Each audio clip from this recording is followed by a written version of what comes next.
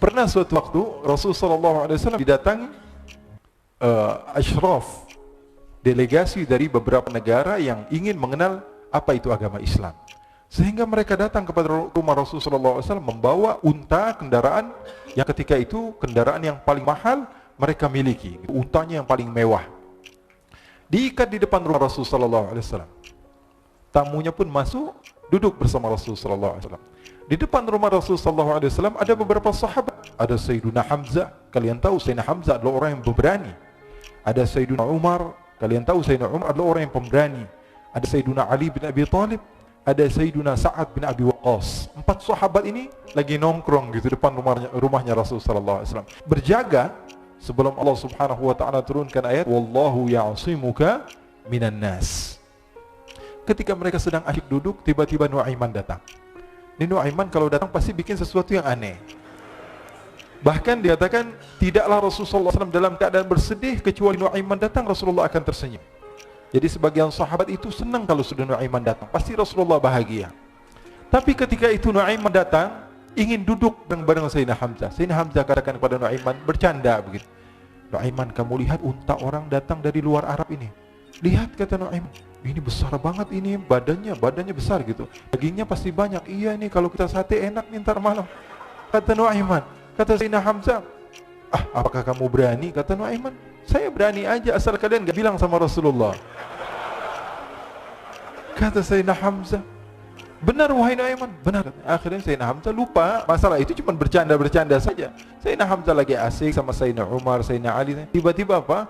Ternyata ketika dia melihat unta tersebut sudah pisah antara kepala sama badannya. Nuaiman mengatakan, wahai Hamzah, ini unta saya sudah potong, saya mau pergi sebentar, kalau Rasulullah cari saya, tolong jangan beritahu di mana saya. Nanti kalau keadaan sudah aman, mari kita nyate bareng-bareng. Ini ada yang seperti itu di zaman Rasulullah SAW.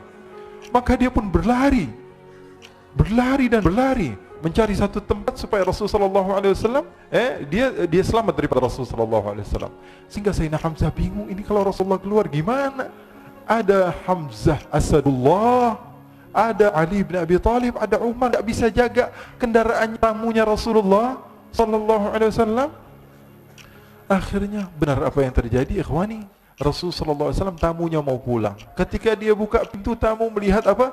Untanya sudah begitu, maka teriak, "Wa naqatah, unta kami wahai Muhammad. Baru mau kenal Islam, unta kami, kendaraan kami sudah dibuang." Rasulullah SAW lihat Sayyidina Hamzah, lihat Sayyidina Ali. Mereka nggak bisa ngomong, mereka hanya bilang apa? Nuaiman ya Rasulullah. Rasulullah perintahkan Sayyidina Umar, wahai Umar, sekarang kamu ambil uang, kemudian kamu gantikan, kemudian kamu berikan 2 kali lipat daripada harta unta ini, sehingga apa? Agama Islam tidak didengar dengan sesuatu yang tidak baik di luar sana. Akhirnya diberikan unta yang baru dan diberikan harta yang lebih untuk orang tersebut, sehingga orang tersebut tidak menjelek-jelekan agama Islam. Kata Rasulullah SAW, dan sekarang waktunya kita balas dendam sama Nuaiman. Nuaiman ternyata berlari tempat yang jauh sampai hampir keluar dari kota Madinah. Dia dapatkan seorang sahabat Nabi yang hadir juga dalam peperangan Badar, namanya Al-Miqdad bin Al-Aswad. Siapa namanya? Al-Miqdad bin Al-Aswad ketika itu sedang menggali sumur. Ketika sedang menggali sumur, Nuaiman datang. Nuaiman katakan kepada Miqdad, wahai Miqdad, wahai sahabat Rasul, kamu orang yang hadir dalam peperangan Badar, kamu adalah orang yang hebat. Dipuji-puji sama Nuaiman. Ada maunya ini. Akhirnya dia bilang, wahai Miqdad, tolong saya. Kenapa wahai Nuaiman, kamu ini kekasihnya Rasulullah, orang yang disayang sama Rasulullah. Kenapa? Saya ini sedang dikejar-kejar orang jahat. Tolong selamatkan saya pengen masuk ke dalam sumur, boleh atau tidak? Kata Miqdad, siapa yang mengejar kamu? Pokoknya saya dikejar sama orang-orang. Kamu mau atau tidak selamatkan saya? Kata, sudah, selagi kamu itu adalah sahabat Nabi, silahkan kamu masuk. Masuk akhirnya Nuaiman ke dalam sumur tersebut. Lalu Nuaiman mengatakan, wahai Miqdad, dia keluar lagi. Nanti kalau ada yang cari saya, tolong jangan beritahu saya di dalam sumur ya. Kata Miqdad, baiklah. Kata Nuaiman, siapapun yang bertanya tentang saya, kamu tidak akan kasih tahu. Iya, kata, walaupun Rasulullah yang tanya saya. Katanya, mungkin Rasulullah datang ke tempat sejauh ini. Iya, walaupun Rasulullah. Akhirnya masuk Nuaiman. Setelah beberapa menit, Rasulullah dan rombongan benar datang.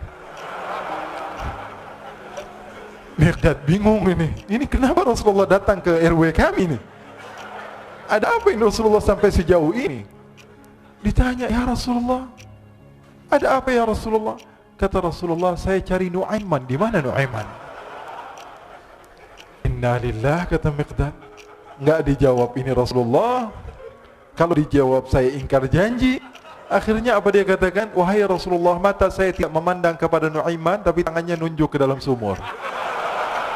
Sahabat. Apa dia bilang? Mata saya tidak melihat kepada Nuaiman, tapi tangannya nunjuk ke sumur. Akhirnya dibuka sama Rasulullah, Nuaiman muncul. Kata Rasulullah, Nuaiman, kamu bikin malu saya, wahai Nuaiman. Ya Rasulullah, yang bersalah bukan saya, tapi orang yang mencari saya bersama kamu, ya Rasulullah.